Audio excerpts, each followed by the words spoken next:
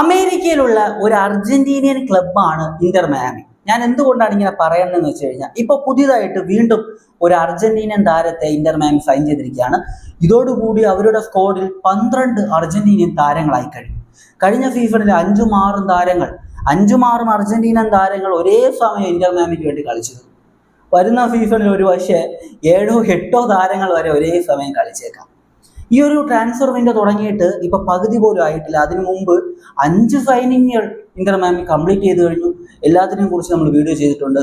ഇപ്പോഴിത് 5ാമത്തെ ഒരു സൈനിങ് ആയിട്ട് ഒരു ഡിഫെൻസീവ് മിഡ്ഫീൽഡറിനെ, 23 വയസ്സ് മാത്രം പ്രായമുള്ള ഒരു അർജന്റീനിയൻ ഡിഫെൻസീവ് മിഡ്ഫീൽഡറിനെ ടീമിലേക്ക് എത്തിച്ചിരിക്കുകയാണ്.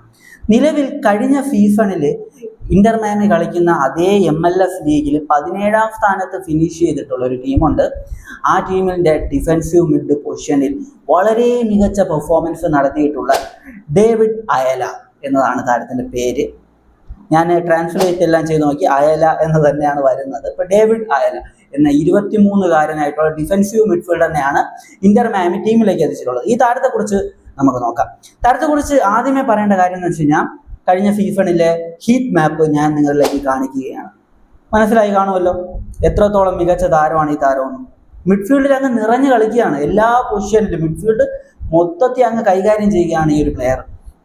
വളരെ വീക്കായിട്ടുള്ള 17ാം സ്ഥാനത്ത് മാത്രം ഫിനിഷ് ചെയ്തിട്ടുള്ള ഒരു ടീമിന് വേണ്ടിയായിരുന്നു കഴിഞ്ഞ സീസണിൽ കളിച്ചിട്ടുള്ളത്. വളരെ മികച്ച പെർഫോമൻസ് ആ ഒരു ടീമിന് വേണ്ടി താരം നടത്തിയിട്ടുണ്ട്. അപ്പോൾ താരത്തെ ടീമിലേക്ക് എത്തിക്കാനുള്ള ഒരു പ്രധാന കാരണം എന്താണെന്ന് വെച്ച് കഴിഞ്ഞാൽ, ബാഴ്സലോണയുടെയും സ്പെയിൻ്റെയും ലെജൻഡായിട്ടുള്ള സെർജിയോ ബുസ്കിറ്റ്സ് കഴിഞ്ഞ MLS സീസണോടുകൂടി റിട്ടയർഡ് ചെയ്തു. അദ്ദേഹത്തിന് ഒരു പകരക്കാരൻ എന്ന രീതിയിലാണ് ഈ ഒരു അർജന്റീനക്കാരനെ ടീമിലേക്ക് എത്തിച്ചിട്ടുള്ളത്. വെറും 23 വയസ്സ് മാത്രം പ്രായമുള്ള താരമാണ്. താരത്തിൻ്റെ ആ ഒരു ഫുട്ബോളിലെ എല്ലാ മേഖലയിലും ഒരേ പെർഫോമൻസ്, ഒരേ ലെവലിൽ നടത്തുന്ന ഒരു പ്ലെയറാണ്. താരത്തിൻ്റെ ഈ ഒരു ഷേപ്പ് തന്നെ കണ്ടാൽ നിങ്ങൾക്ക് മനസ്സിലാക്കാൻ കഴിയും. കണ്ടോ, താരത്തിൻ്റെ സ്റ്റാറ്റസ് എന്ന് പറയുമ്പോൾ എല്ലാത്തിലും ഒരേ രീതിയിലുള്ള പങ്കാളിത്തമാണ്. പെർഫെക്റ്റ് ആയിട്ടുള്ള ഒരു ഷേപ്പാണ് താരത്തിൻ്റെ ഈ ഒരു സ്റ്റാറ്റസിലുള്ളത്. ഡിഫൻസും ഓഫൻസും എല്ലാം, ടാക്ലിങ്ങും എല്ലാ കാര്യം, ഷൂട്ടിങ്ങും എല്ലാം ഒരേപോലെ വരുന്നു എന്നതാണ് മറ്റൊരു പ്രത്യേകത. ഒരു പക്ഷേ താരത്തിൻ്റെ കുറേ മത്സരങ്ങൾ ഞാൻ കണ്ടിരുന്നു. അതിൽ നിന്ന് എനിക്ക് തോന്നിയിട്ടുള്ളൊരു കാര്യം ഞാൻ പറയാം. ഒരു പക്ഷേ താരത്തിന് ഭാവിയിൽ 25 വയസ്സൊക്കെ കഴിയുന്ന സമയത്ത് യൂറോപ്പിലെ ടോപ്പ് 5 ലീഗിലൊക്കെ താരം കളിക്കാനുള്ള സാധ്യതകൾ ഞാൻ കാണുന്നുണ്ട്. അപ്പോൾ താരത്തിൻ്റെ ഗെയിമിനെ കുറിച്ച് ഞാൻ കുറച്ച് വീഡിയോസൊക്കെ കണ്ടിരുന്നു. അപ്പോൾ അതിനെക്കുറിച്ച് വെച്ച് ഞാൻ പറയാം. താരം ഒരു സിംഗിൾ പ്യൂട്ട് സിസ്റ്റത്തിലും ഡബിൾ പ്യൂട്ട് സിസ്റ്റത്തിലും വർക്കാകും.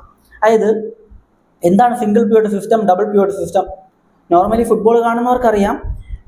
ഇനി അറിയാത്ത ആൾക്കാരാണെങ്കിൽ ഞാൻ പറഞ്ഞുതരാം. Single pivot, double pivot. ആദ്യമേ തന്നെ പ്യൂട്ട് എന്ന് പറയുന്ന പൊസിഷൻ ഒരു ഡിഫെൻസീവ് മിഡ് പോലത്തെ ഒരു പൊസിഷനാണ്.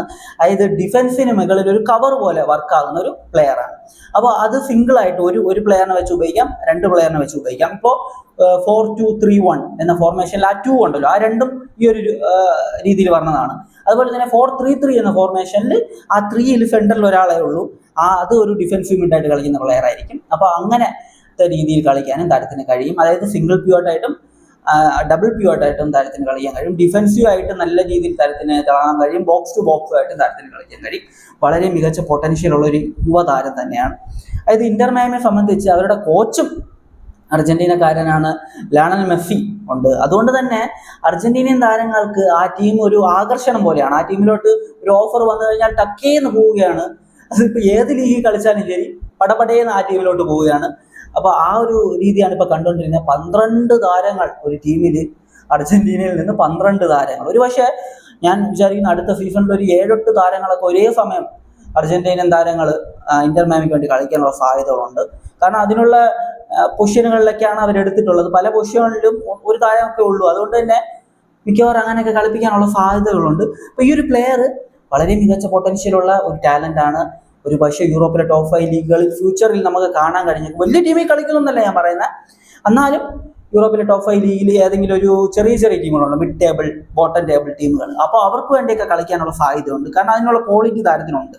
അപ്പോൾ ഈ ഒരു താരത്തെക്കുറിച്ചുള്ള നിങ്ങളുടെ ഒപ്പീനിയൻ എന്ത് തന്നെയാണെങ്കിലും കമൻറ്റ് ചെയ്യുക. ഇതുവരെ സൈൻ ചെയ്തിട്ടുള്ള 5 പ്ലേയേഴ്സിനെ കുറിച്ച് ഞാൻ പറഞ്ഞിട്ടുണ്ട്.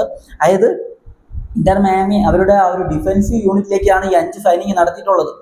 Left back, right back, centre back, goalkeeper, ഇപ്പോൾ ഇതാ ഡിഫെൻസീവ് മിഡ്ഫീൽഡർ. 5 താരങ്ങളും ഡിഫെൻസീവ് യൂണിറ്റിലേക്ക് വന്നിട്ടുള്ള സൈനിങ്ങുകളാണ്. ഓഫൻസീവ് യൂണിറ്റുകളിലേക്ക് മികച്ച റൂമറുകൾ വരുന്നുണ്ട്. അപ്പോൾ അതിന് ഒഫീഷ്യൽ ആകുന്ന സമയത്ത് അതിനെക്കുറിച്ച് നമ്മൾ വീഡിയോസ് ചെയ്യുന്നതായിരിക്കും. അപ്പോൾ ഈ ഒരു താരത്തെക്കുറിച്ചുള്ള നിങ്ങളുടെ ഒപ്പീനിയൻ എന്ത് തന്നെയാണെങ്കിലും കമൻറ്റ് ചെയ്യുക. മറ്റ് ഇന്റർ മയാമിയുടെ സൈന്യങ്ങളെ കുറിച്ചുള്ള ഞാൻ വീഡിയോ ചെയ്തിട്ടുണ്ട് ചാനലിൽ. അപ്പോൾ അത് കാണാൻ താല്പര്യമുള്ളവർ അതൊന്ന് കാണുക. മറ്റൊരു വീഡിയോ ഞാൻ കാണുന്നവരേക്കും ബൈ ബൈ വിത്ത് ഫുഡേൽ.